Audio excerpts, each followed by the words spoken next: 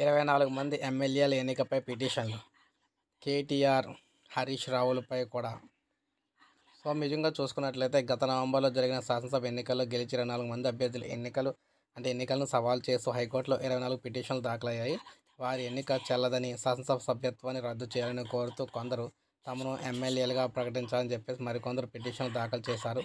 Sircilla MLA KTR, మాజీ మంత్రి Siddipet MLA Harish Rao ఎన్నికలను కూడా సవాల్ చేయడం గమనార్హం. చట్ట ప్రకారం ఎన్నికలకు ముగిసిన 45 రోజుల్లోపు ఎన్నికలను సవాల్ చేస్తూ పిటిషన్ వేయాల్సి ఉంటుంది. కాగా పిటిషన్లు అన్నీ కూడా ఇంకా స్క్రూటినీ దశలోనే ఉన్నాయి. నంబర్లు అయితే రాలేదు. అన్నీ సరిగా ఉంటే త్వరలో రిజిస్టర్ నెంబర్లు అయితే కేటాయిస్తామని చెప్తున్నారు.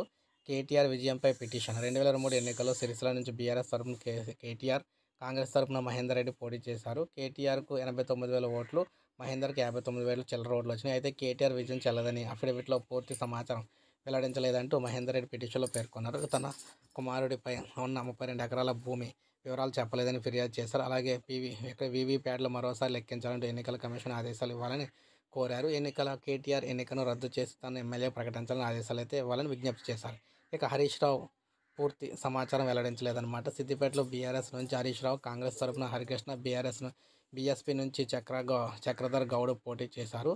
హరీష్ రావుకు 1,00,000 ఓట్లు, హరికృష్ణకు 23,000 ఓట్లు, చక్రధర్కు 16,000 ఓట్లు వచ్చాయి. అయితే గెలిచిన హరీష్ రావు అఫిడవిట్లో పూర్తి సమాచారం వెల్లడించకుండా రహస్యంగా ఉంచారని, తన కుమారునికి వివరాలు పేర్కొనలేదని చక్రధర్ పిటిషన్ దాఖలు చేశారు. సో మొత్తం మీద చూసుకుంటే ఈ విధంగా కూడా అయితే కేసు పడింది. మరికొందరిపై కూడా కేసు అయితే పడిందనమాట. సో ఈ విధంగా ఏది ఏమైనా మొత్తం మీద వీళ్ళ మీద కేసులు అయితే నమోదైతే చేయడం జరిగింది. సో ఇది లేటెస్ట్ అప్డేట్. మరి చూడాలి ఏం జరుగుతుంది ఏంటనేది. ఒక లైక్ చేయండి, సబ్స్క్రైబ్ చేసుకోవద్దు, మన ఛానల్ సబ్స్క్రైబ్ చేసుకొని ఫాలో అవుతుంది.